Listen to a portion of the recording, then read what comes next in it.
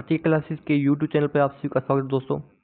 अगर आप राजस्थान चतुर्थ श्रेणी या राजस्थान पुलिस या अन्य किसी प्रतियोगी परीक्षा की तैयारी करते हैं, इसमें साइंस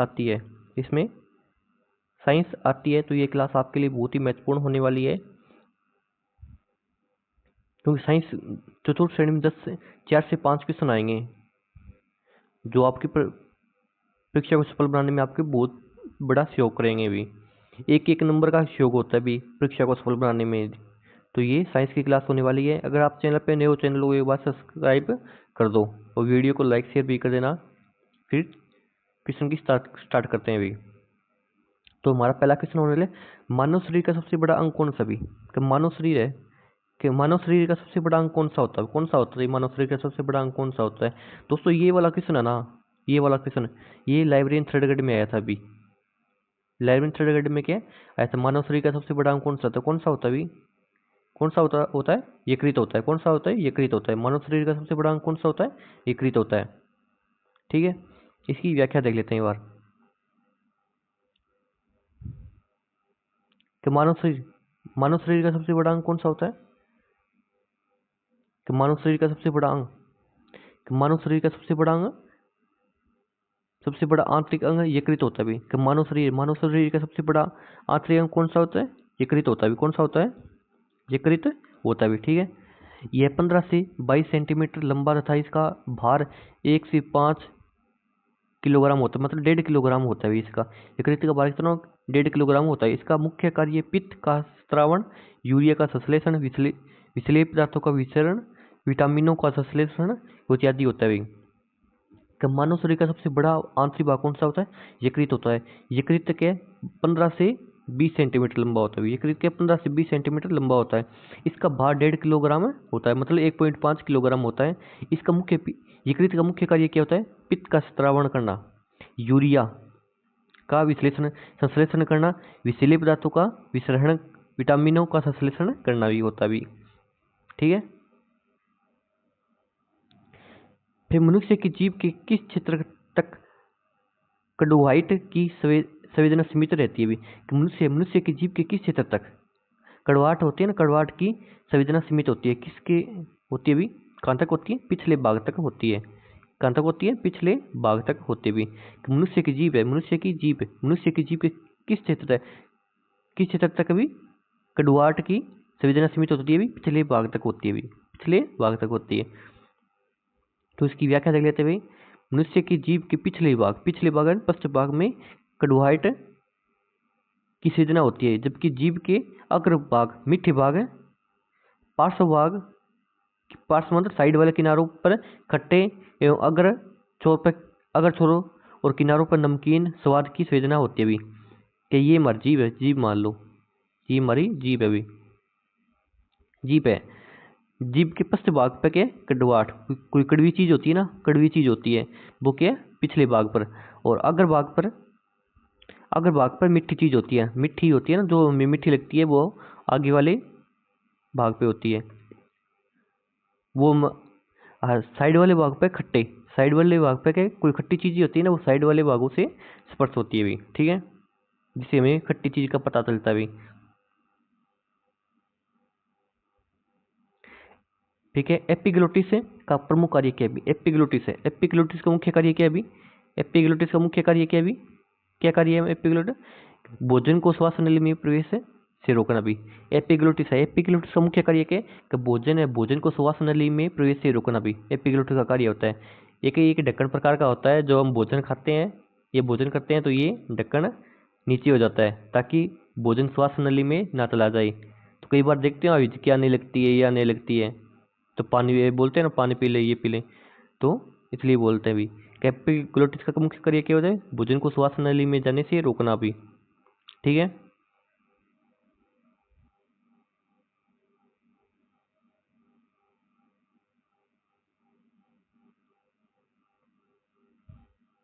कि वायु के अंदर लेने को कहते हैं, कि वायु के अंदर लेने को कहते हैं, क्या कहते हैं? कि हम वायु को अंदर लेते हैं तो उसको क्या कहते हैं? क्या कहते हैं? निःश्वसन कहते हैं, कि निःश्वसन कहते हैं। कि वायु को अंदर लेने को क्या कहते हैं? निःश्वसन कहते हैं भी। ठीक है, इसकी व्याख्या देख लेते भी कि निःश्वसन में वायु ग्रहण की जाती है। कि निःश्वसन में क्या वायु ग्रहण की जाती है, वो बाहरी वायु फेफड़ों में बढ़ती है, बाहर की वायु होती है वो क्या फेफड़ों में बढ़ती है। तथा उच्च श्वसन में फेफड़ों से बाहर वायु बाहर निकलती है भी। उच्च श्वसन में क्या है कि निःश्वसन में तो बाहर की वायु अंदर ले जाती है, और उच्च श्वसन में क्या है कि फेफड़ों की वायु क्या है बाहर निकल जाती है। कि निःश्वसन में डायफ्राम की पेशियों में शिथिलन होने के कारण फेफड़ों में वायुमंडलीय दाब बढ़ जाता है। कि निःश्वसन में क्या है डायफ्राम की पेशियों में शिथिलन होने के कारण क्या फेफड़ों में वायुमंडलीय दाब बढ़ जाता है। फलतः वायु श्वसन क्रिया द्वारा बाहर आ जाती है भी। कि मानव द्वारा सांस लेने की क्रिया 5 सेकंड में अर्थात 2 सेकंड में निःश्वसन तथा 3 सेकंड में उत्श्वसन में पूरी होती है भी। कि मानव द्वारा सांस लेने की प्रक्रिया मानव द्वारा सांस लेके 5 सेकंड में पूरी हो जाती है भी। कि 2 सेकंड में सांस निःश्वसन अंदर लेते हैं और 3 सेकंड में बाहर निकाल देते हैं भी। ठीक है। कि मनुष्य का श्वसन तंत्र कई भागों का बना होता है। सही बात है, कई भागों का बना होता है। इन अंगों में सबसे महत्वपूर्ण अंग फेफड़ा होता है। सबसे महत्वपूर्ण क्या फेफड़ा होता है। फिर फेफड़ा या फुफ्फुस होता है जहाँ गैसों का आदान प्रदान होता है भी। ठीक है। कि श्वसन के दो प्रकार वायु श्वसन होती है। कि श्वसन के 2 प्रकार वायु श्वसन, एक तो ओटो की उपस्थिति 38 एटीपी बनते हैं तथा अवायु श्वसन O2 की आवश्यकता नहीं होती, 2 एटीपी बनते भी। फिर यहाँ पे कौन सा जुमेटा सम्मिलित नहीं है, कौन सा जोड़ा सम्मिलित नहीं है भी, वो देखना पड़ेगा। कौन सा जोड़ा सम्मिलित नहीं है भी, देखते हैं कौन सा जोड़ा सम्मिलित नहीं है भी। आशय क्या है, अंतरस्रावी ग्रंथि है भी। आशय क्या है, अंतरस्रावी ग्रंथि है। कुपिका श्वसन ये सम्मिलित नहीं है भी। वर्क धमनी के हृदय में, वर्क धमनी कहाँ पे, नहीं इस जोड़ा सम्मिलित बुझ रखा है, जोड़ा सम्मिलित है। कौन सा जोड़ा सम्मिलित है अभी, कुपिका के श्वसन का भाग है, जब ये पढ़ा है हमने। कुपिका का श्वसन का भाग है अभी, कुपिका के श्वसन का भाग है, बाकी सम्मिलित नहीं है अभी। ठीक है। क्या श्वसन पथ के वायु है, वायु के नासिका छिद्र द्वारा अंदर लेते हैं, फिर मुख में आती है, मुख से गुहा, फिर फेरिंगिस, फिर कंड द्वार, फिर स्वर यंत्र, फिर श्वास नली, फिर फेफड़ों में जाती है अभी। तो ये श्वसन का पथ है, वायु के नासिका छिद्र से अंदर ली जाती है, फिर मुख में आती है, मुख गुहा में आती है, फिर फेरिंगस, फिर कंठ द्वार, फिर स्वर यंत्र, फिर श्वास नली, फिर फेफड़ों में जाती है अभी। ठीक है।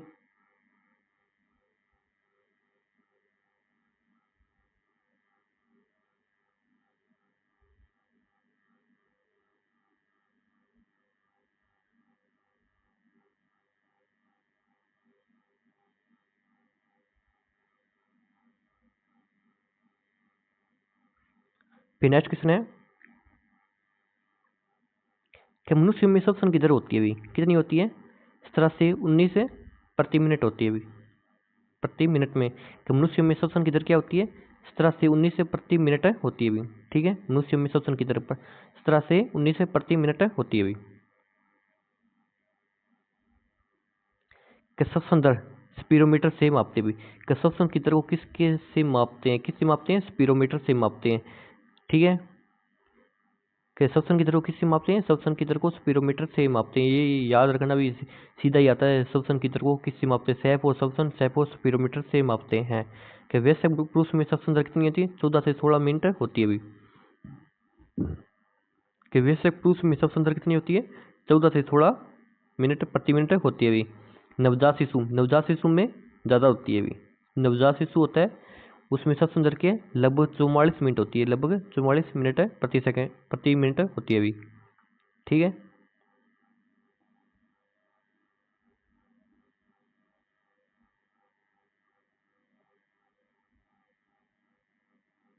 कि एक सामान्य व्यक्ति 1 मिनट में औसत कितनी बार सांस लेता है, कितनी बार लेता है, आपको पता ही है। एक व्यक्ति 1 मिनट में औसत कितनी बार सांस लेता है, कितनी बार लेता है अभी, 72 मत करके आना। ठीक है। कर 72 करके आओ, 72 मत करके आना, 16 बार सांस लेता है। ठीक है। 16 बार सांस लेता है अभी।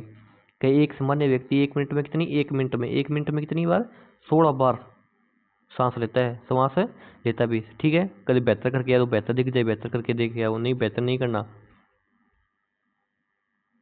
कि हमारी छोड़ी हुई सांस की हवा में कार्बन डाइऑक्साइड की मात्रा लगभग कितनी होती है भी? कि हम जो सांस छोड़ते हैं हम ऑक्सीजन को ग्रहण करते हैं, क्या ऑक्सीजन को ग्रहण करते हैं, ये बात आपको पता ही है।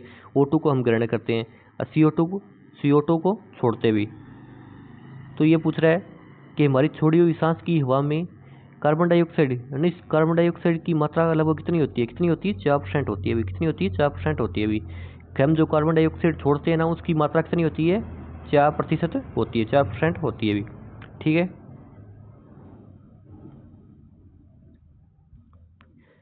क्या हमारी छोड़ी हुई सांस की हवा में कार्बन डाइऑक्साइड की लगभग 4% मात्रा होती है।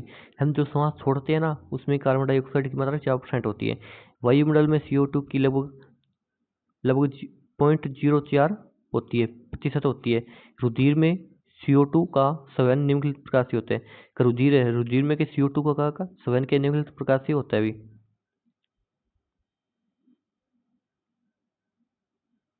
कि प्लाज्मा में घुली हुई अवस्था में कार्बन डाइऑक्साइड कितनी होती है 7% होती है कि प्लाज्मा में घुली हुई अवस्था में क्या कार्बन डाइऑक्साइड 7% होती है। बाइकार्बोनेट के रूप में 70% होती है अभी, और कार्बोमिनो यौगिक के रूप में 23% होती है अभी, ठीक है। फिर नेक्स्ट क्वेश्चन आ गया, निम्न में कौन सा अंग द्वितीय श्वसन अंग है भाई? निम्न में कौन सा अंग द्वितीय श्वसन अंग है भाई, कौन सा होता है भाई? द्वितीय श्वसन अंग कौन सा होता है भाई? मुख होता है भाई, क्योंकि नास्यम नास्यम ग्रहण करते बाद में मुख में आता है भाई, बाद में क्या है मुख में आता है। तो द्वितीय श्वसन अंग कौन सा होगा? मुख होगा भाई, ठीक है। कभी नासिका करके तो नासिका प्रथम, वो नासिका छिद्र के प्रथम होता है, बाद में मुख में आता है, ठीक है। अभी बताया था मैंने आपको। कि बाएं फेफड़े में पाए जाने वाले खंडों की संख्या कितनी है? बाएं फेफड़े में पाए जाने वाले खंडों की संख्या कितनी है अभी? कितनी है अभी? दो होती है। कितनी होती है? दो होती है। बाएं फेफड़े में पाए जाने वाले खंडों की संख्या कितनी होती है? दो होती है। कितनी होती है? दो होती है अभी। तो बाएं फेफड़े में पाए जाने वाले खंडों की संख्या कितनी होती है? दो होती है। श्वसन के लिए निम्न में से मुख्य रूप से उत्तरदायी है? श्वसन के लिए मुख्य रूप से क्या उत्तरदायी हुई? डायफ्राम उत्तरदायी होता है, डायफ्राम उत्तरदायी होता है। श्वसन के लिए मुख्य रूप से उत्तरदायी कौन होता है? डायफ्राम होता है भी। कौन होता है? डायफ्राम होता है भी। कौन होता है? डायफ्राम होता है। कौन होता है?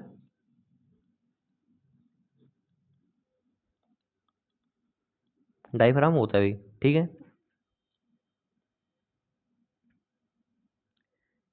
एल्वियोलाई के में पाई जाती है, एल्वियोलाई में पाई जाती है, क्या पाई जाती है अभी? सेल की उपकला पाई जाती है, क्या पाई जाती है? सेल की उपकला पाई जाती है। एल्वियोलाई में क्या पाई जाती है? सेल की उपकला पाई जाती है अभी, क्या पाई जाती है? सेल की उपकला पाई जाती है अभी, ठीक है।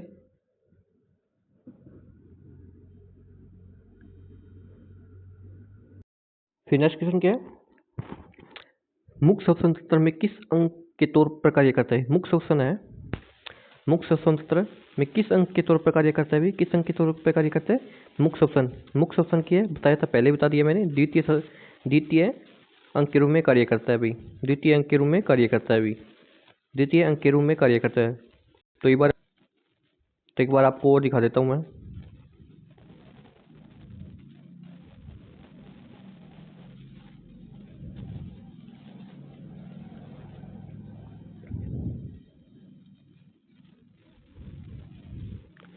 तो श्वसन पर पहला क्या है? नासिका छिद्र आएगा, पहला क्या है? नासिका छिद्र आएगा। तो द्वितीय के मुख गुहा, तृतीय फेरिंगस, चतुर्थ कंठ द्वार, चतुर्थ के कंठ द्वार, चतुर्थ के कंठ द्वार। पहला नासिका छिद्र जिसे हम सांस लेते हैं, फिर मुख में आता है, मुख गुहा में आता है, फिर फेरिंगस, फिर कंठ द्वार, फिर स्वर यंत्र, फिर पांचवा के स्वर यंत्र, फिर छठा श्वास नली, फिर फेफड़ों में आता है, फिर सातवें फेफड़ों में आता है। पहला नासिका छिद्र, फिर मुख गुहा, फिर फेरिंगस, फिर कंठ द्वार, फिर स्वर यंत्र, फिर श्वास नली, फिर फेफड़ों में आता है, ठीक है।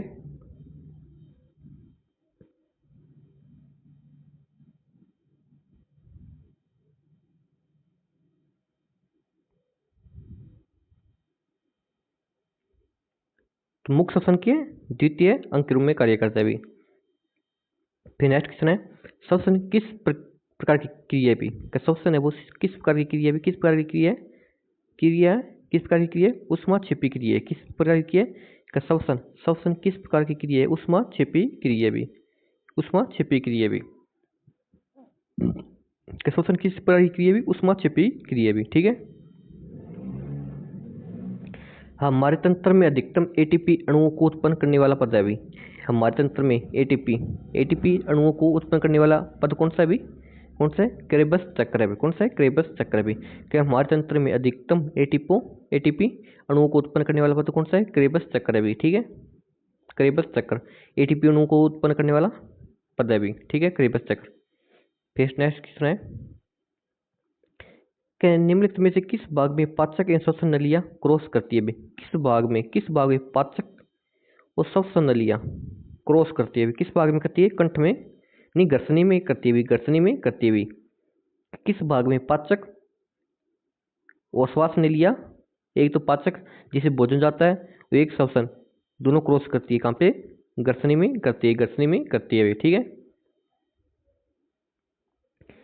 कठोर तालुक के विकास के कारण श्वास मार्ग बच जाने से हमारे अंत नासाद्वार काफी पीछे ग्रसनी में खुलते हुए। कि कठोर तालुक के विकास के कारण श्वास मार्ग बन जाने से हमारे अंत द्वार के काफी पीछे ग्रसनी में खुलते हुए।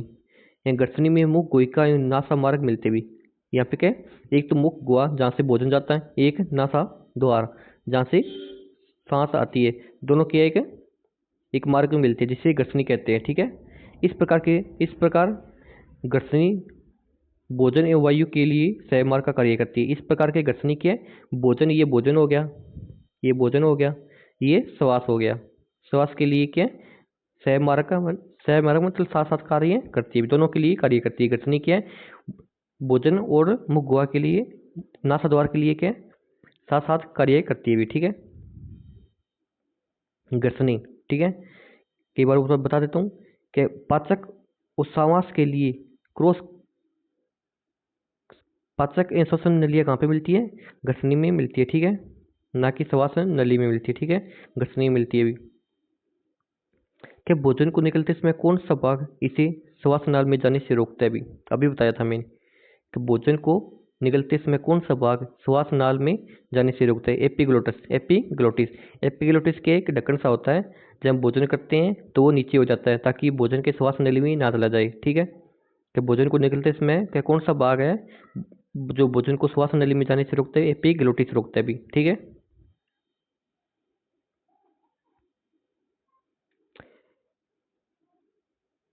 ओरोफेरिकस मुख गुहा के पीछे और कोमल तालु के नीचे स्थित होता है। ओरोफेरिकस मुख गुहा के पीछे और कोमल तालु के नीचे स्थित होता है। यह भोजन के संवहन का कार्य करता है। ग्रसनी का तीसरा या अंतिम भाग लेरिंगोफेरिकस कहलाता है। क्या ग्रसनी का तीसरा भाग क्या है? लेरिंगोफेरिक्स कहलाता है, जो कोमल तालु के नीचे तथा कंठ के पीछे स्थित होता है। लेरिंगोफेरिकस ग्रसिका नामक छिद्र द्वारा ग्रास नली और घंटी द्वारा कंठ में खुलती है भी। ठीक है,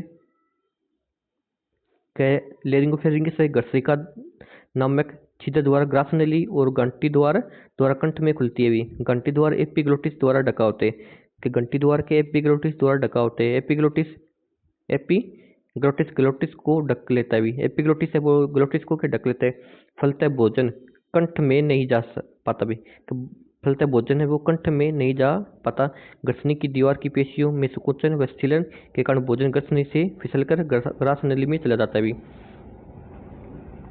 ग्रसनी की दीवार में क्या पेशियों में संकोचन होता है भी, जिससे संकोचन व स्थिलन के कारण के भोजन क्या ग्रसनी से फिसल करके ग्रास नली में आ जाता है भी। क्या भोजन क्या ग्रसनी से फिसल करके क्या किस में आता है? ग्रास नली में आता है भी। ठीक है, ग्रसनी में संकुचन होता है।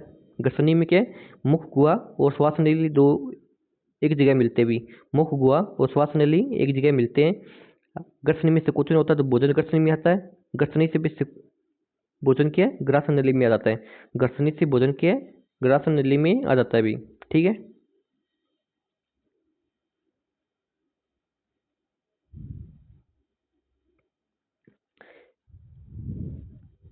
कि सम्मिलित कीजिए। सम्मिलित करना भी इनको, सम्मिलित करना भी देखते हैं सम्मिलित करके इनको। तंत्रिका तंत्र, तंत्रिका तंत्र के तंत्रिका तंत्र बाहरी संवेदनाओं को मस्तिष्क तक पहुंचाना। तंत्रिका तंत्र का पता, तंत्रिका तंत्र क्या कार्य करते हैं कि बाहरी जो संवेदना होती है वो मस्तिष्क तक पहुंचाना होता है। जैसे हमें कोई कांटा लग गया या सुई चुभ गई, उन संवेदनाओं के मस्तिष्क तक पहुंचाना ताकि हम तुरंत ही वहां से हटा ले भी। तो तंत्रिका तंत्र क्या करता है, बाहरी संवेदनाओं को मस्तिष्क तक पहुंचाती है। ठीक है। ठीक है। स्योजी तंत्र, स्योजी तंत्र के विभिन्न ऊतकों को जोड़ना।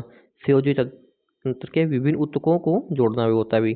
कंकाल, कंकाल तंत्र के कंकाल क्या, कंकाल क्या करता है, परिचलन में सहायता करते हैं। कंकाल, कंकाल के परिचलन में सहायता करते हैं। श्वास तंत्र, श्वास तंत्र के गैसों का आदान प्रदान होता है भी। नहीं, श्वास तंत्र में क्या है, श्वसन तंत्र, श्वसन तंत्र में क्या है, ऑक्सीजन का परिवहन होता है। श्वसन तंत्र में क्या है, ऑक्सीजन का परिवहन होता है, ऑक्सीजन का परिवहन होता है भी। वायु में क्या है, गैसों का आदान, वायु में गैसों का संग्रह होता है भी। तंत्रिका तंत्र, तंत्रिका तंत्र में क्या है, तंत्रिका तंत्र क्या कार्य करते हैं, बाहरी संवेदनाओं को मस्तिष्क तक पहुंचाता है भी। ठीक है। स्योजी तंत्र, स्योजी तंत्र के विभिन्न ऊतकों को जोड़ना। स्योजी तंत्र के विभिन्न ऊतकों को जोड़ना। कंकाल के परिचलन में सहायता करता है भी, कंकाल के परिचलन में सहायता करता है। और श्वसन तंत्र, श्वसन तंत्र के ऑक्सीजन का परिवहन है भी, श्वसन तंत्र के ऑक्सीजन का परिवहन है। ठीक है। ठीक है। तंत्रिक, इसकी व्याख्या देख लेते हैं। दोस्तों अभी तक आपने चैनल को सब्सक्राइब नहीं किया, प्लीज़ सब्सक्राइब कर दो यार, जल्दी से चैनल को सब्सक्राइब कर दो, वीडियो को लाइक शेयर भी कर दो जल्दी से। मैं इतने क्लास में बोलता नहीं हूँ ताकि बाद में क्लास देखते हैं तो बोरिंग सी लगती है फिर बाद में, इसलिए मैं ज़्यादा बोलता नहीं हूँ। इसलिए आपका भी कर्तव्य बनता है चैनल को सब्सक्राइब करना और वीडियो को लाइक शेयर भी करना। ठीक है। तो चलिए इसकी व्याख्या पढ़ लेते हैं एक बार। तंत्रिका तंत्र का कार्य संवेदनाओं को मस्तिष्क तक पहुंचाना होता है। तंत्रिका तंत्र, तंत्रिका तंत्र का कार्य क्या है, संवेदनाओं को मस्तिष्क तक पहुंचाना होता है। स्योजी तंत्र का कार्य विभिन्न ऊतकों को जोड़ना है। स्योजी तंत्र का कार्य क्या है, विभिन्न ऊतकों को जोड़ना। कंकाल तंत्र, कंकाल ये हमारा बॉडी, कंकाल ही एक, इसकी चमड़ी हटा दे तो कंकाल ही बचता है। कंकाल क्या करता है, प्रचलन में सहायता करता है, चलने में सहायता करता है अभी।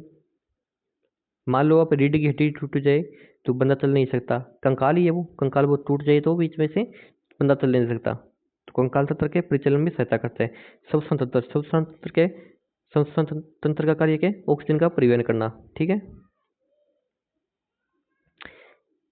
मनुष्य के लिए मानक ध्वनि स्तर है, तो मनुष्य के लिए मानक ध्वनि स्तर के 60 डेसिबल होता है, 60 डेसिबल होता है भी।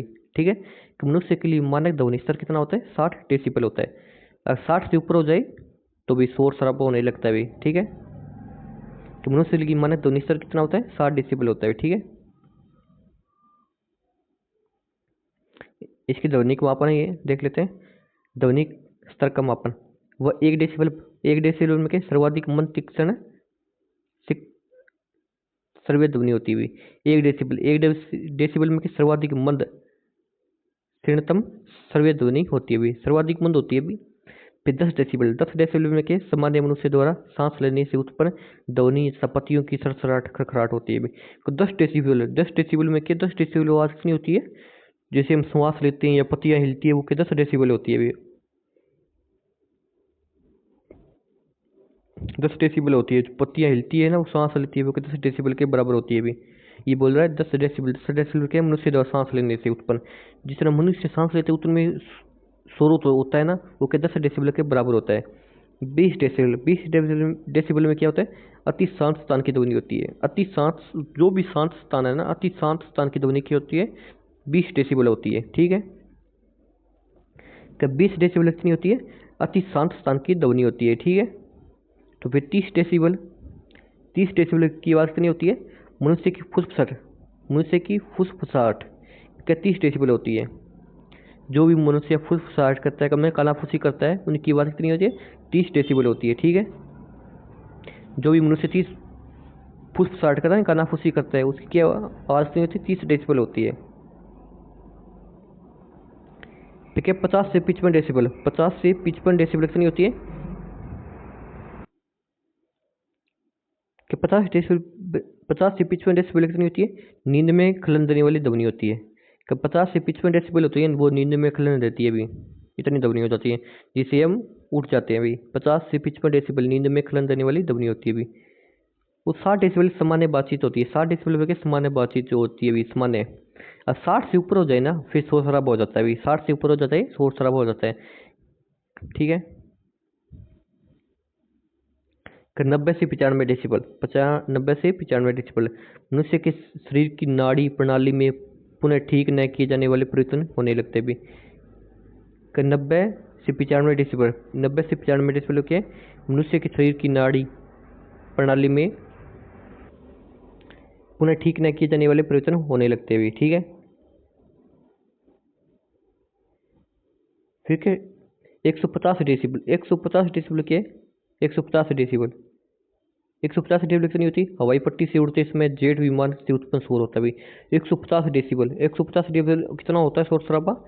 हवाई पट्टी है, हवाई पट्टी से उड़ते समय हवाई जेट होता है ना, उसकी जो शोर होता है ना, वो क्या है? 150 डेसिबल होता है अभी। ठीक है, फिर 150 से 156 डेसिबल, ये ध्वनि प्राणघातक होती है भी, प्राणघातक होती है। 150 से 156 डेसिबल होता है, वो प्राणघातक होती है मनुष्य के लिए। ठीक है, फिर 180, ये डेवलप नहीं जाता है, 180 से 195, 180 से 195 डेसिबल, रॉकेट इंजन से उत्पन्न शोर। तभी तो यार रॉकेट इंजन लोग इतनी दूर से देखते हैं उसको, पास से नहीं देखते। क्यों नहीं देखते? क्योंकि इतना शोर शराबा होता है वहाँ पे, कान के पर्दे फट जाते हैं। 180 से 195 डेसिबल क्या? रॉकेट इंजन से उत्पन्न शोर होता है। ठीक है, अब मनुष्य के लिए सामान्य कितनी होती है? 60 डेसिबल तक होती है। सामान्य मनुष्य के लिए मानक ध्वनि कितनी होती है? 60 डेसिबल होती है। कितनी होती है? 60 डेसिबल होती है। कितनी होती है? 60 डेसिबल होती है। ठीक है, फिर नेक्स्ट क्वेश्चन देखते हैं। ठीक है, जब दो लोग आपस में बातें करते हैं तब कितनी डेसिबल ध्वनि उत्पन्न होती है? जब दो लोग, अभी बताया था मैंने, कानाफूसी करते हैं तो कितनी? 30 डेसिबल। कितनी? 30 डेसिबल। जब दो लोग आपस में बातें करते हैं तो कितनी डेसिबल ध्वनि उत्पन्न होती है? 30 डेसिबल। ठीक है, ध्वनि के स्रोत पर परावर्ती सतह के बीच न्यूनतम कितनी दूरी होनी चाहिए जिससे कि प्रति ध्वनि स्पष्ट रूप से सुनाई दे सकते? ध्वनि के स्रोत व परावर्ती सतह के बीच न्यूनतम कितनी दूरी होनी चाहिए जिससे प्रतिवर्ती ध्वनि स्पष्ट सुनाई दे सकती है? 17 मीटर की होनी चाहिए। कितने मीटर की होनी चाहिए? 17 मीटर की होनी चाहिए दोनों के बीच है, जिससे ध्वनि आराम से सुनाई दे सकते। ठीक है, सूची 1 को सूची 2 को सम्मिलित कीजिए और सूचियों के नीचे दिए गए कोटों का उपयोग करते हुए सही उत्तर का चयन कीजिए। ठीक है भाई, क्या सूची 1 को सूची 2 से सम्मिलित करना है भाई।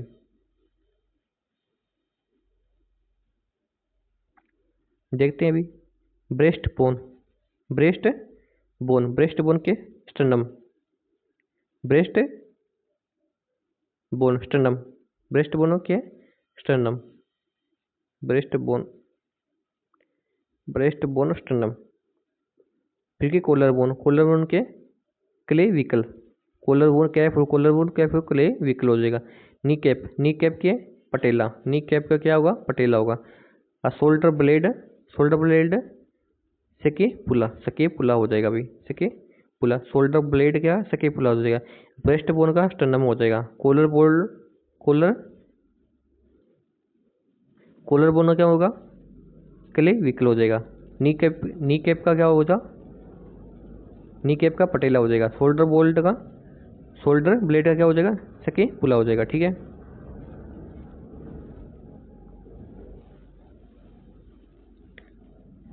ठीक है, टूटी हड्डियों की सही स्थिति किससे ज्ञात की होती है अभी? कि टूटी जो हड्डियाँ टूट जाती है उनकी सही स्थिति किससे ज्ञात होती है अभी? किससे होती है? एक्सरे करते हैं अभी, एक्सरे में देखते हैं ना, जो हड्डियाँ टूट जाती है उनको क्या एक्सरे में देखते हैं, एक्सरे में देखते हैं टूटी हड्डियों की सही स्थिति किससे ज्ञात होती है अभी? एक्सरे से ज्ञात होती है अभी। कि मानव शरीर की सबसे लंबी अस्थि कौन सी होती है? ये आपको पता ही है कौन सी होती है। कि मानव शरीर की सबसे बड़ी अस्थि कौन सी है? फीमर होती है, फीमर होती है। कि मानव शरीर, ठीक है, फीमर होती है भी। उरु अस्थि होती है। कि मानव शरीर में जांग की हड्डी या उरु अस्थि या फीमर सबसे लंबी अस्थि होती है। कि मानव शरीर में जांग की हड्डी, जांग की हड्डी या उरु अस्थि बोल दो या फीमर बोल दो, सबसे लंबी हड्डी होती है भी, सबसे लंबी हड्डी होती है भी। ठीक है, कि मानव शरीर की सबसे लंबी अस्थि या हड्डी कौन सी होती है? उरु अस्थि बोल दो, जांग की हड्डी बोल दो या फीमर बोल दो, सबसे बड़ी होती है, सबसे लंबी होती है भी। ठीक है,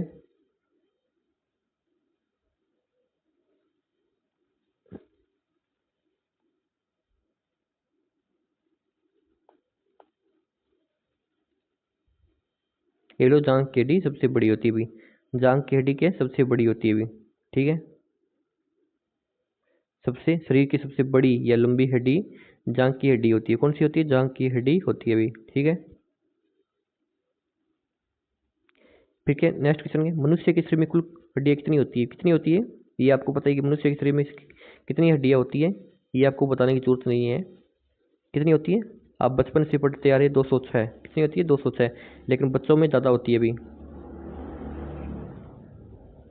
क्या मनुष्य के शरीर में कुल 206 हड्डियां होती है, जिसमें अक्षीय कंकाल में 80 तथा अंतर अंतराकीय कंकाल में 126 हड्डियां होती है। शरीर की सबसे बड़ी हड्डी फीमर तथा सबसे छोटी हड्डी स्टेपस होती है भी। कि शरीर की सबसे बड़ी हड्डी, शरीर की सबसे बड़ी हड्डी कौन सी होती है, बड़ी कौन सी होती है, बड़ी बड़ी आपको पता है फीमर होगी। बड़ी कौन सी हो, फीमर होगी। छोटी स्टेपस, कौन सी हो जाएगी, स्टेपस। कौन सी हो जाएगी, स्टेपस। स्टेपस की सबसे छोटी होती है अभी, और फीमर की सबसे बड़ी हो जाती है। कि 12 जोड़ी पसलियाँ पाई जाती है और एक शिशु का शरीर 270 या 280 हड्डियों से मिलकर बना होते हैं। शिशु में कितनी होती है, जो बच्चा जन्म लेता है उसमें क्या 270 होती है, कितनी 270 या 280, 280 होती है, 270 या 280 होती है। लेकिन जैसे बच्चा बड़ा होता है उसमें 206 हड्डियाँ हो जाती है, 206 हड्डियाँ हो जाती है। इसलिए तो बच्चे को बोलते हैं ध्यान से पकड़ो, क्योंकि उनमें सभी हड्डियाँ अलग अलग होती है अभी। लेकिन जैसे बच्चा बड़ा हो जाता है उनमें सभी हड्डियाँ एक दूसरे से जुड़ जाती है और 206 हड्डियाँ बच जाती है अभी। तो सबसे बड़ी हड्डी कौन सी होती है, मनुष्य के शरीर की सबसे बड़ी हड्डी फीमर होती है। सबसे छोटी स्टेपस होती है, सबसे छोटी कौन सी होती है, स्टेपस होती है अभी। कि नवजात शिशु में कितनी हड्डियां होती है, नवजात शिशु होता है बच्चा जन्म लेता है उसमें कितनी होती है, 280 हड्डियां होती है, 280 हड्डियां होती है अभी। कितनी होती है, 280। वैसे 206 होती है, वैसे वैसे मनुष्य में कितनी होती है, 206 हड्डियां होती है, ठीक है। फिर मानव शरीर की सबसे बड़ी हड्डी कौन सी होती है, सबसे बड़ी कौन सी होती है, सबसे बड़ी तो पता ही है आपको कौन सी होती है। सबसे छोटी बताओ आप कौन सी होती है, कौन सी होती है, स्टेपस। स्टेपस क्या है, सबसे छोटी होती है, सबसे छोटी होती है। स्टेपस क्या है, सबसे छोटी होती है अभी। और फीमर, फीमर सबसे बड़ी होती है, फीमर सबसे बड़ी होती है और सबसे छोटी स्टेपस होती है। कि मानव शरीर की सबसे छोटी कौन सी है, स्टेपस सबसे छोटी होती है, सबसे छोटी होती है स्टेपस है। और सबसे बड़ी कौन सी होती है, कौन सी होती है सबसे बड़ी, फीमर। क्या हमारे शरीर की कुल कितनी मांसपेशी होती है, कितनी हमारे शरीर में कुल कितनी मांसपेशी होती है अभी, ये बताओ आप कितनी होती है। हमारे शरीर में कितनी मांसपेशियां होती है, कितनी होती है अभी, 656 होती है। कितनी होती है, 656 होती है अभी। क्या हमारे शरीर में कितनी मांसपेशी होती है, 656 होती है। कितनी होती है, 656 होती है। कितनी होती है, 656 होती है अभी। क्या हमारे शरीर में लगभग 656 मांसपेशियां होती है अभी। कितनी होती है, 656 होती है अभी। फिर नेक्स्ट क्वेश्चन है कि मानव शरीर का कौन सा पदार्थ मानव शरीर में सबसे अधिक कठोर होता है अभी। कि मानव शरीर का सबसे कि कौन सा पदार्थ सबसे अधिक कठोर होता है अभी, कौन सा होता है अभी, ये बताओ आप। कि मानव शरीर का कौन सा पदार्थ मानव सबसे कठोर होता है अभी, कौन सा होता है, इनेमल होता है, इनेमल होता है भाई। कौन सा होता है, इनेमल होता है। दंतवलक जो दांतों के ऊपर होता है ना, इनेमल, इनेमल के सबसे कठोर भाग होता है भाई, ठीक है। कि मानव शरीर का सबसे कठोर भाग कौन सा होता है, इनेमल होता है, दंत वलक होता है भाई, ठीक है।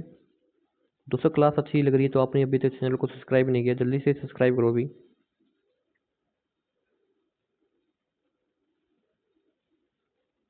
कि दांत के ऊपरी भाग पर अति कठोर सफेद से एवं चमकीले इनेमल का मोटा आवरण होता है। कि दांत है, दांत ये हमारा दांत है, दांत के ऊपरी भाग पर देखते हैं ना, दांत के ऊपरी भाग पर अति कठोर सफेद से एवं चमकीले इनेमल का मोटा आवरण होता है। पूरी शरीर में इनेमल का सबसे कठोर पदार्थ होता है अभी। का पूरी शरीर में इनेमल के सबसे कठोर पदार्थ होता है। यह मुख्यतः कैल्शियम फॉस्फेट या कैल्शियम कार्बोनेट का बना होता है। इनेमल किससे बना होता है, इनेमल किससे बना है, कैल्शियम का बना होता है, कैल्शियम फॉस्फेट का बना होता है, कैल्शियम कार्बोनेट का बना होता है। इनेमल कैल्शियम फॉस्फेट तथा कैल्शियम कार्बोनेट का बना होता है। तो मनुष्य के शरीर का सबसे कठोर भाग कौन सा होता है, इनेमल होता है, दांतों का इनेमल होता है जो दांतों के ऊपरी भाग पर होता है भी, ठीक है, जो कैल्शियम फॉस्फेट तथा कैल्शियम कार्बोनेट का बना होता है भी, ठीक है। फिर अक्कल डाढ़ क्या है भी, अक्कल डाढ़ की है भी तीसरी डाढ़ होती है भी। अक्कल डाढ़ की है, तीसरी डाढ़ होती है भी। ऐसे क्वेश्चन छोड़ने के लिए होते हुए अक्कल डाढ़ दे दिया, क्या होता है अक्कल डाढ़, बंदा समझ भी नहीं पता ये कौन सी किसका क्वेश्चन है अभी, जीके का क्वेश्चन है या फिर कोई करंट का क्वेश्चन है। अक्कल डाढ़ तीसरी डाढ़ होती है भी, तीसरी डाढ़ होती है भी। ठीक है, अक्कल डाढ़ या तीसरा डाढ़ उन दांतों के नाम है जो आखिर में निकलते भी। अक्कल डाढ़ या तीसरा डाढ़ उन दांतों के नाम है जो आखिर में निकलते हैं। अधिकतर लोगों को 4 अक्कल डाढ़ होती है, अधिकतर लोगों के 4 अक्कल डाढ़ होते भी जो अंतिम में निकलते भी। फिर कान की कितनी हड्डियां होती है, कान की कितनी हड्डियां होती है, कितनी हड्डियां जो कान हम आप कान है आपके, आपके कान में कितनी हड्डियां होती है अभी, देख के बताओ कितनी हड्डियां होती है आपके कान में, कितनी होती है, 6 हड्डियां होती है का, कि हमारे कान में कितनी हड्डी होती है, 6 हड्डियां होती है अभी, कितनी हड्डी होती है, 6 हड्डियां होती है। सबसे छोटी वाली यही होती है क्या, दो बड़ी तो, बड़ी कौन सी है, फीमर होती है बड़ी, तो बता दी मैंने, तो सबसे छोटी कौन सी होती है, सबसे छोटी बताओ।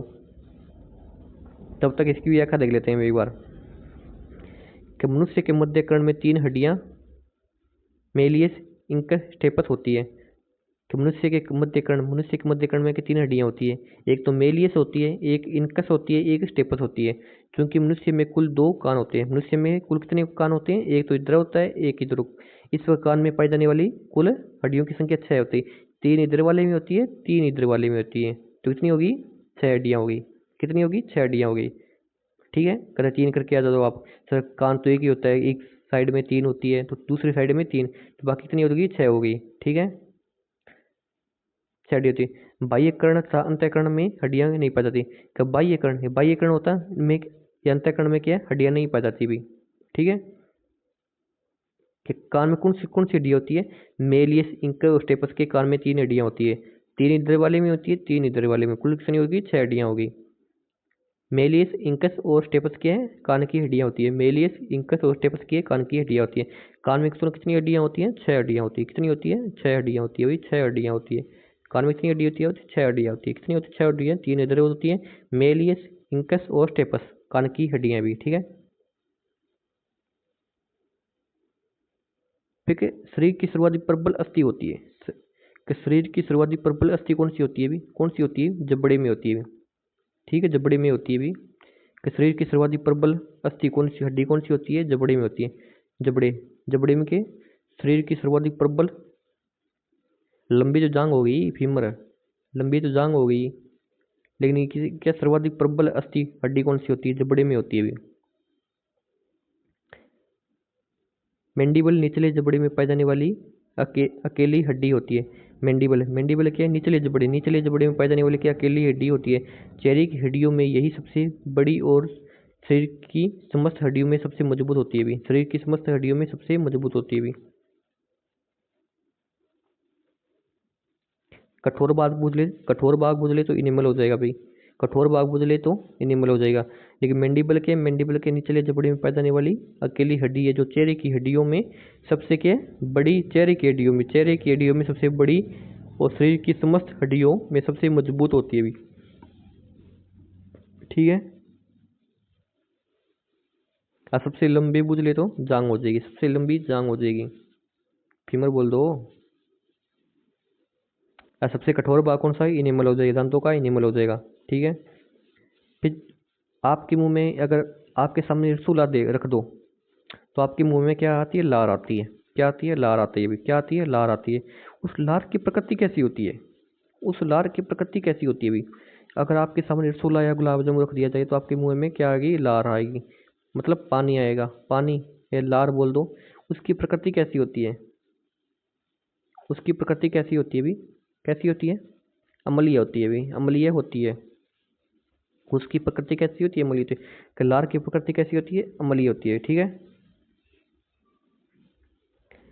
कल्लार अम्लीय प्रकृति का होता है। हमारे मुंह में जो लार आती है वो क्या अम्लीय प्रकृति की होती है।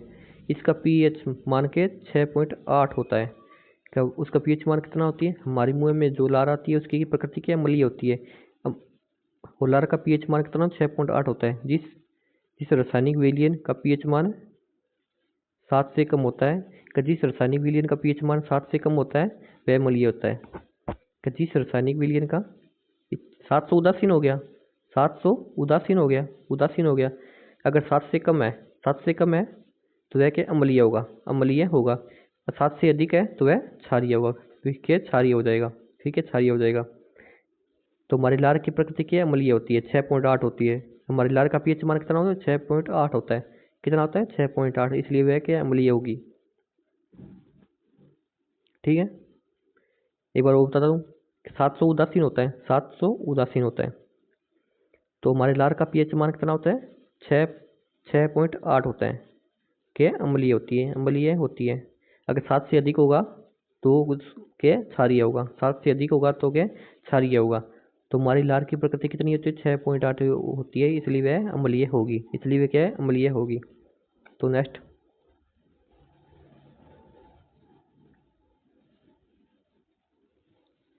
ठीक है, लार में से किसके पाचन में सहयोग करती है, कि लार है निम्नलिखित में किसके पाचन में सहयोग करती है, किसके पाचन में सहयोग करती है भी, कि लार होती है, लार निम्नलिखित में से किसके पाचन में सहयोग करती है, किसके पाचन में, स्टार्च के पाचन में सहयोग करती हुई।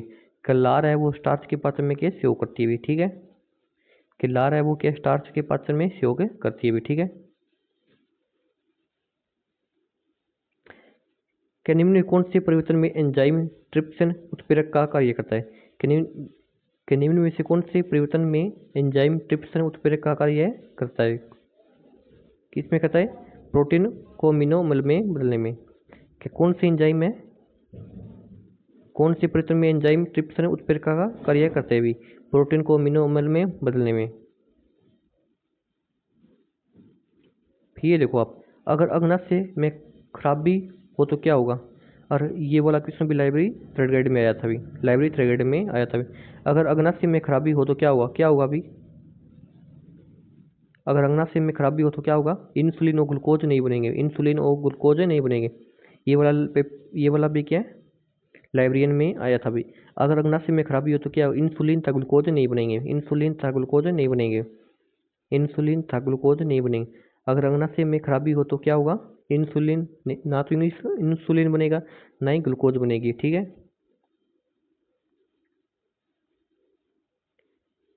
फिर के निम्नलिखित में से कौन सा अंग मानव शरीर में पीत का श्रवण करता है भी, पीत का श्रवण करता है भी। क्या निम्नलिखित में से कौन सा अंग मानव शरीर में पीत का श्रवण करता है, कौन सा करता है, यकृत करता है, यकृत करता है भी, कौन सा करता है, यकृत करता है। का पीत का श्रवण कौन करता है, यकृत करता है, ठीक है। पीत यकृत द्वारा पैदा किया जाता है, पीत क्या, पीत रस यकृत द्वारा पैदा किया जाता है। यकृत से निकलने वाला पीत का संचय स्टोर पित्ताशय में जमा होता है भी।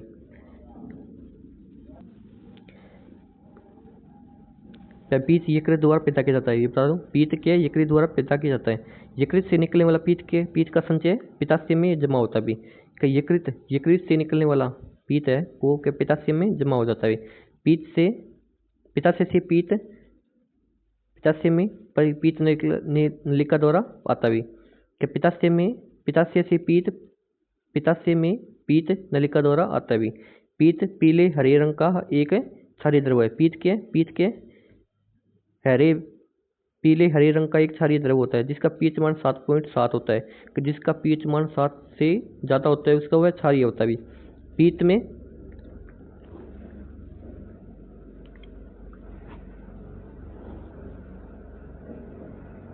पीत में जल की मात्रा 85%, पीत वर्णक का मात्रा 12% होती है भी।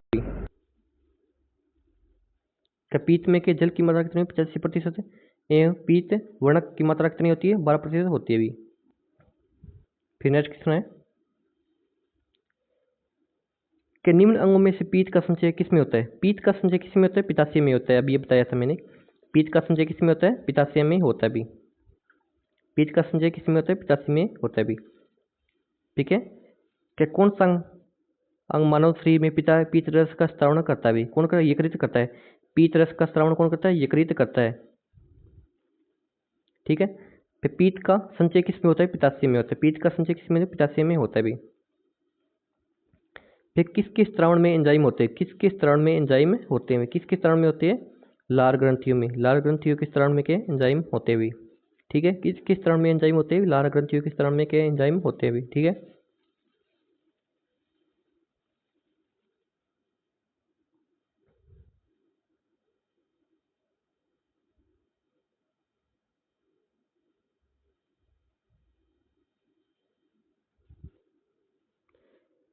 क्या निम्नलिखित में से कौन सा अंग पाचक रस नहीं बनाता? क्या निम्नलिखित कौन सा अंग है वो पाचक रस नहीं बनाता? आपको पता ही चल गया कौन सा अंग है वो पाचक रस नहीं बनाता। आपको पता ही चल गया पाचक रस कौन सा नहीं बनाता भी। कौन सा नहीं? यकृत अंगनाद से बनाता है, यकृत बना से, लेकिन अमाशय से बनाता है, लेकिन मूत्रा से क्या करता है अभी? मूत्रा से क्या करता है? ये बाहर अपशिष्ट पदार्थों को बाहर निकालता है, ना कि ये पाचक रस बनाता है। तो आपको पता ही चल गया था पहले भी। इसमें कुछ दिया हुआ है तो पढ़ लेते हैं एक बार। मुँह में लार आती है, लार मुँह में क्या है? लार आती है, वो क्या है? लार के अम्लीय प्रकृति की होती है। अम्लीय प्रकृति की क्यों होती है? उसका पीएच मान 6.8 होता है भाई। उसका पीएच मान कितना? 8 होता है। अगर 7 से कम है तो वह अम्लीय प्रकृति की होगी, 7 से कम है तो वह अम्लीय होगी, और 7 से ज़्यादा है वो क्षारीय प्रकृति की होगी। तो लार का पीएच मान कितना होता है? 6.8 होता है, इसलिए वह अम्लीय प्रकृति की होगी। फिर स्रावित एंजाइम टाइलिन एवं लार एमिलेस होता है। अभिक्रिया पी के स्टार्च का विलय शर्करा के रूप में परिवर्तन होता है भी। ठीक है।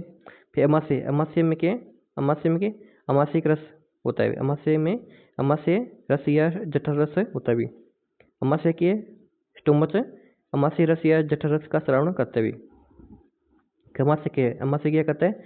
अमाशय रस या जठर रस का श्रावण करता है, जिसका जो कि अम्लीय प्रकृति का होता है।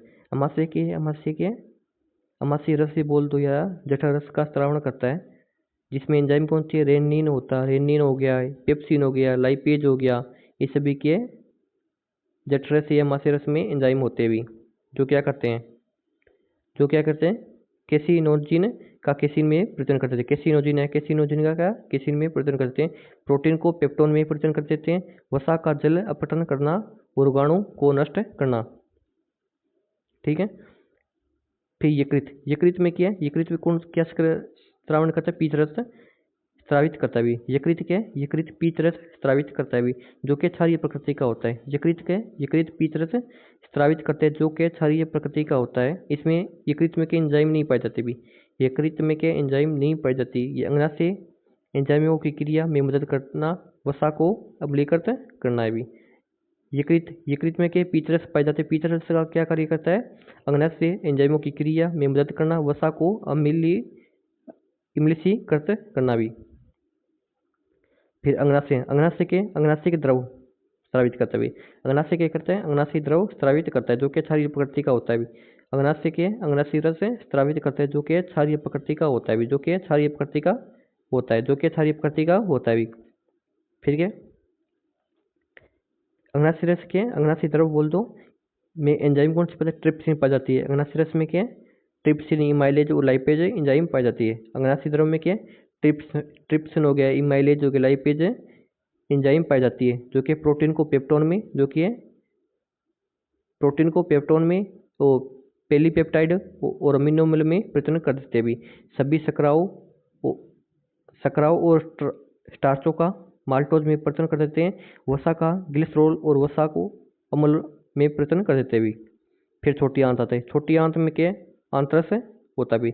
छोटी आंत किसका श्रावण करती है? तो आंतरस का श्रावण करती है, जो कि क्षारीय प्रकृति का होता भी। छोटी आंत में कौन सी एंजाइम पाई जाती है भी? छोटी आंत में कौन सी एंजाइम पाई जाती है भी? छोटी आंत में माल्टेज हो गया, सुक्रेज हो गया, लेक्टेज हो गया और इरेप्सिन एंजाइम पाई जाती है, जो कि माल्टोज का पाचन करते हैं, सुक्रोज का पाचन करते हैं और लेक्टोज का पाचन करती है, और प्रोटीन का पाचन करते भी। माल्टोज के माल्टोज का पाचन करते हैं, सुक्रोज का पाचन करते हैं और लेक्टोज का पाचन करते हैं, इरेप्सिन के प्रोटीन का पाचन करते हैं। छोटी आंत में क्या? आंतरस पाया जाता है भी। छोटी आंत में क्या है? क्या स्रावित करते हैं? आंतरस से स्रावित करते हैं, जो कि क्षारीय प्रकृति का होता है भी। ठीक है। तो इसकी व्याख्या देख लेते हैं क्वेश्चन। स्टार्च को जल अपघटन से ग्लूकोज बनाने वाला एंजाइम है। स्टार्च को जल अपघटन से ग्लूकोज बनाने वाला एंजाइम कौन सा है? अभी आपको बताया था। अभी स्टार्च को जल अपघटन से ग्लूकोज बनाने वाला एंजाइम कौन सा है? स्टार्च को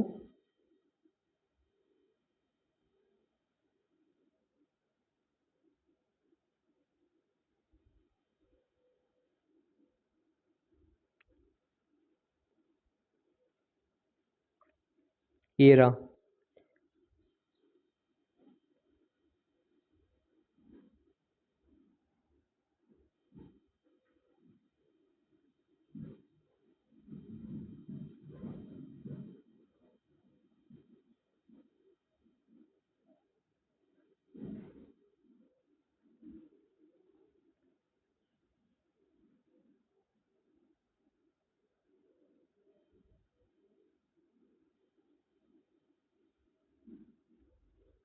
इमाइलेज एंजाइम में कौन सा है? सभी शुक्राणु स्टार्चों का माल्टोज में परिवर्तन करता है। सभी स्टार्चों का माल्टोज में परिवर्तन करता है भी।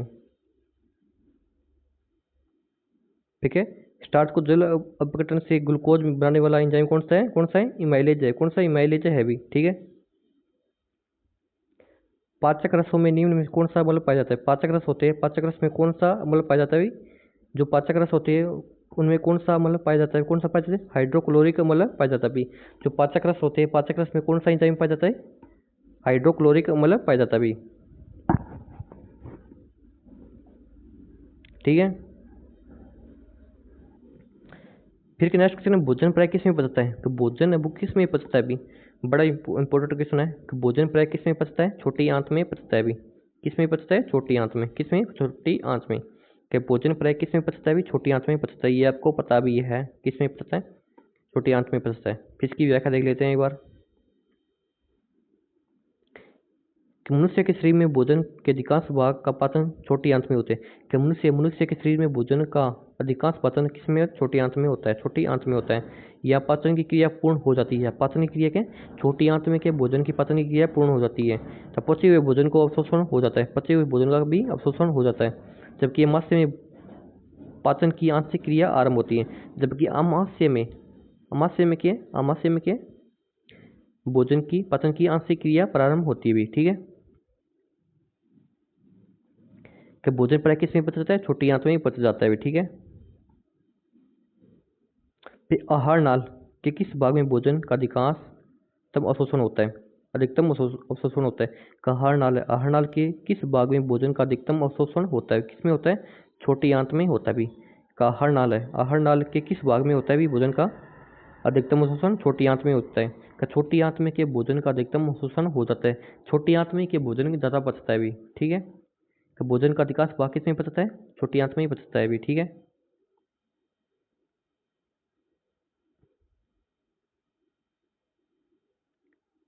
फिर के लैक्टोज। लैक्टोज बना होता है। लैक्टोज किससे बनता है अभी? लैक्टोज किससे बनता है? लैक्टोज ग्लूकोज पर ग्लैक्टोज से ग्लूकोज ग्लूकोज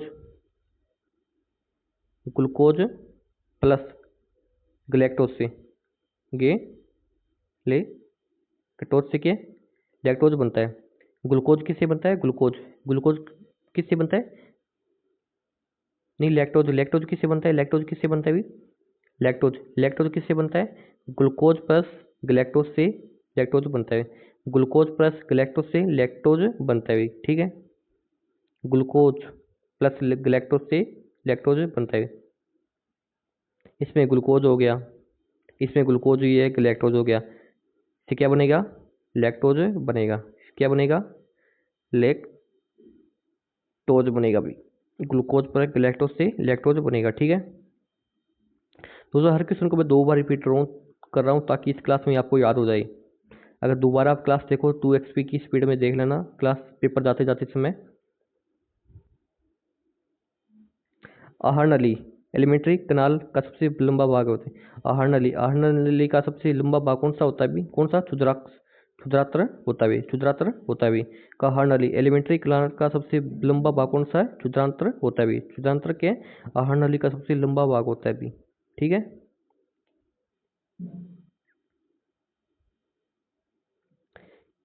कि विभिन्न स्तरों पर भोजन पाचित रस तथा अवशिष्ट की गति को कौन नियंत्रित करता है? कौन नियंत्रित करता है भी? कि विभिन्न स्तरों पर भोजन पाचित रस तथा अवशिष्ट की गति को कौन नियंत्रित करता है? कौन नियंत्रित करता है भी? सवर्णी पेशियां। सवर्णी पेशियां के भोजन की गति को नियंत्रित करती है भी। उनमें क्या संकुचन होता है तो उन भोजन को नियंत्रित करते हैं। का विभिन्न स्तरों पर भोजन पाचित रस तथा अवशिष्ट की गति को कौन नियंत्रित करता है? सवर्णी पेशियां नियंत्रित करती है भी। ठीक है। एंजाइमों द्वारा सर्वाधिक भोजन पाचन की क्रिया यहाँ संपन्न होती है भी। एंजाइमों द्वारा सर्वाधिक भोजन पाचन की क्रिया यहाँ संपन्न होती है भी। किसमें होती है? ग्रहणी में होती है। ग्रहणी में होती है। ग्रहणी में क्या? श्वास नली और मुख एक जगह आकर मिलते भी। श्वास नली और मुख एक जगह आकर मिलते हैं भी। ठीक है। ग्रहणी में मैं बता देता हूँ आपको। एंजाइमों द्वारा सर्वाधिक भोजन पाचन की क्रिया यहाँ संपन्न होती है भी। ग्रहणी में संपन्न होती है भी। ठीक है। निम्न में से कौन लार ग्रंथि नहीं है? निम्न में से कौन लार ग्रंथि नहीं है? कौन सी नहीं है भी? ये सभी दिया हुआ इनमें से कौन एक लार ग्रंथि नहीं है? कौन सी नहीं है भी? कर्णपूर्ण ग्रंथि एक ग्रंथि, इसमें लार आती है भी। इसमें एक लार आती है। अधोजब में क्या लार आती है? अधोजिगा में एक लार आती है, लेकिन पीयूष ग्रंथि में ग्रंथि लार ग्रंथि नहीं है भी। ठीक है।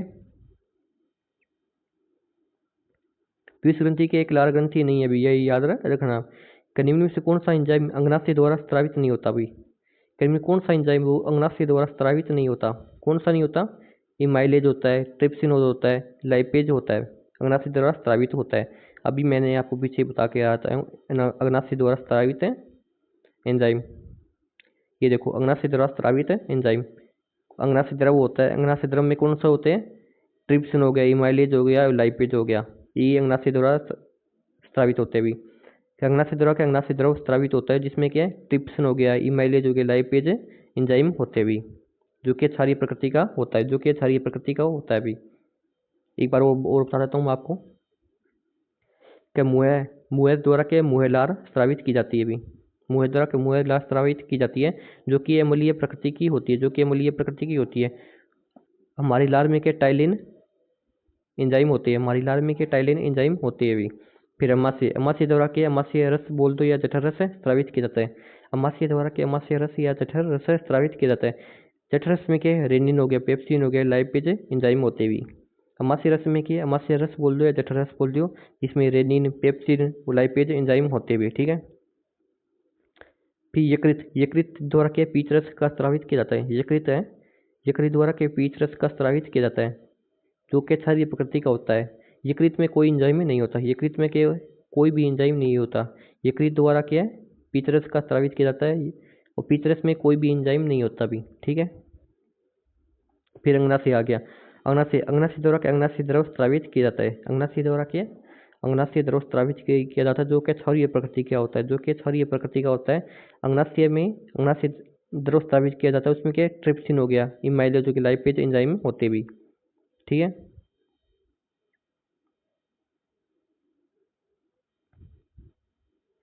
फिर ये आ गया। ठीक है। अंगनाशय द्वारा स्रावित नहीं है। इमाइलेज, ट्रिप्सिन और लाइपेज होते हैं। रेनिन एंजाइम नहीं होते। अंगनाशय द्वारा स्रावित कौन सी नहीं होती? रेनिन एंजाइम नहीं होती, बाकी इमाइलेज, ट्रिप्सिन और लाइपेज होते भी। ठीक है। फिर कौन सा एंजाइम प्रोटीन को पेप्टोन में बदलता भी? कौन सा बदलता भी? पेप्सिन है, वो प्रोटीन को पेप्टोन में बदलता है। पेप्सिन के प्रोटीन को पेप्टोन में बदलता है भी। ठीक है। कौन सा एंजाइम प्रोटीन को पेप्टोन में बदलता है? कौन सा एंजाइम के प्रोटीन है को पेप्टोन में बदलता है? कौन सा? पेप्सिन के प्रोटीन को पेप्टोन में बदलता है भी। ठीक है।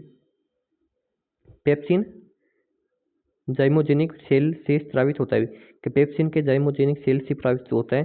पहली है निष्क्रिय अवस्था, पेप्सिनोजेन में रहता है, तथा जो हाइड्रोक्लोरिक अम्ल HCl से अभिक्रिया करके पेप्सिन में बदल देता है। ये प्रोटीन को पेप्टोन में बदलता है। पेप्सिन एंजाइम के प्रोटीन को पेप्टोन में बदल देता है भी। पेप्सिन एंजाइम है जो प्रोटीन को पेप्टोन में बदल देता है भी। ठीक है।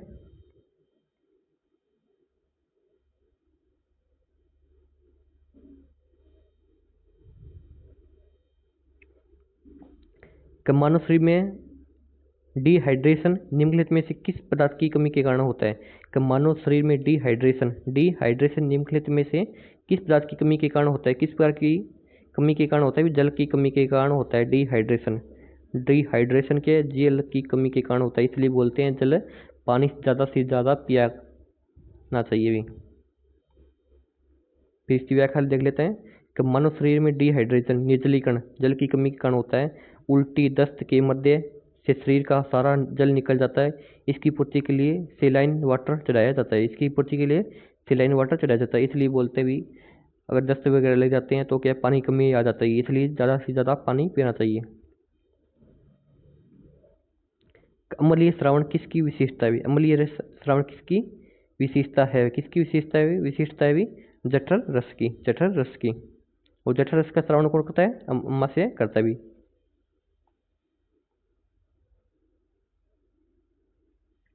का जठर रस अमाशय से निकलता है। जठर रस किससे निकलता है? जठर रस अमाशय से निकलता है। जठर दिन भर में 1 से 3 लीटर तक उच्च स्तरीय पीएच 1 से 3 पीएच होता है। जठर रस का श्रावण करता है। भी इसमें 97% से 99% जल होता है भी। जठर रस में क्या है? 97 से 99% जल होता है तथा 0.2 से 0.5 तक हाइड्रोक्लोरिक अम्ल होता है। इसमें जाइमोजेनिक कोशिकाओं द्वारा स्रावित पेप्सोनोजन एवं जठर लाइपेज नामक एंजाइम होते भी।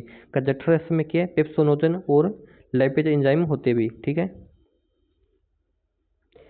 निम्न से कौन सा अम्ल अमाशय रस में रहता है? कौन सा अम्ल है जो अमाशय रस में रहता है? कौन सा रहता है? हाइड्रोक्लोरिक अम्ल के अमाशय द्वारा के जठर रस स्रावित किया जाता है भी।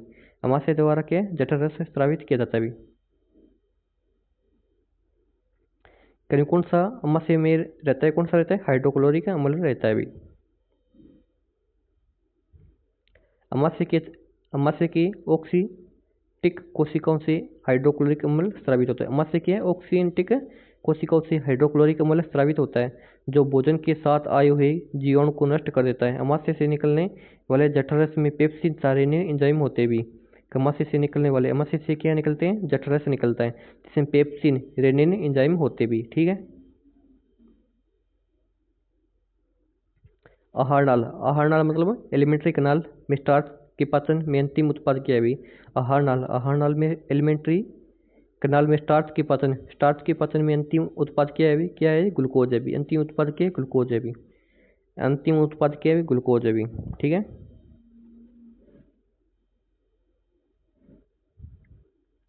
इसकी व्याख्या देख लेते हैं। लार में उपस्थित एंजाइम सेल्यूलरी इमाइलेज स्टार्च पॉलीसेकेराइड को माल्टोज में विघटित करता है भी।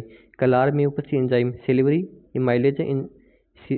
इमाइलेज स्टार्च पॉलीसेकेराइड को माल्टोज में विघटित करता है भी। तथा आंत में पाया जाने वाला माल्टेज एंजाइम माल्टोज को तोड़कर ग्लूकोज का उत्पादन करता है भी। आंत में पाया जाने वाला कौन सा माल्टेज एंजाइम है जो माल्टोज को तोड़कर ग्लूकोज में उत्पन्न करता है भी। दोस्तों आज वाली क्लास आपको कैसी लगी? अगर अच्छी लगी है तो चैनल को एक बार सब्सक्राइब कर दो। और वीडियो को लाइक शेयर भी कर दो। चलिए आज के लिए इतना ही, मिलेंगे नेक्स्ट क्लास में। ठीक है।